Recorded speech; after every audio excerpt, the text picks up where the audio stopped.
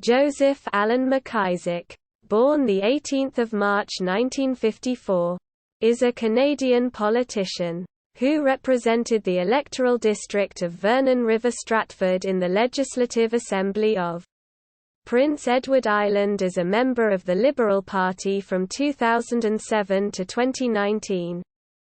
McIsaac was elected to the Legislature of Prince Edward Island in the 2007 provincial election.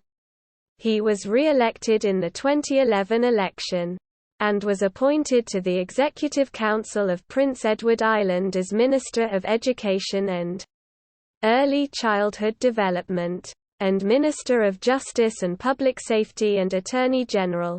He ran for re-election in 2015 and was tied with Progressive Conservative challenger Mary Ellen McInnis, winning only after a coin toss went in his favour.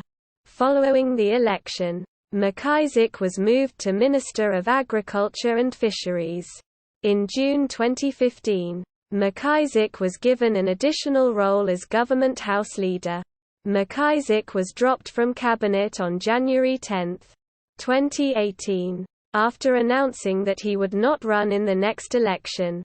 He has served as chair of the Standing Committee on Agriculture, Environment, Energy and Forestry, and was a member of the Treasury Board.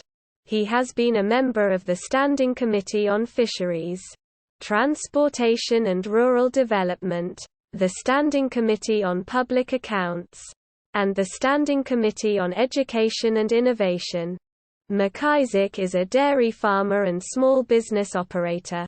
He has held many leadership roles in the dairy industry at the provincial, regional, and national levels over the past 32 years, including chairing the Provincial Milk Marketing Board and as the Atlantic Canada Director on the Board of Holstein Canada. He also served on the executive of the PEI Federation of Agriculture.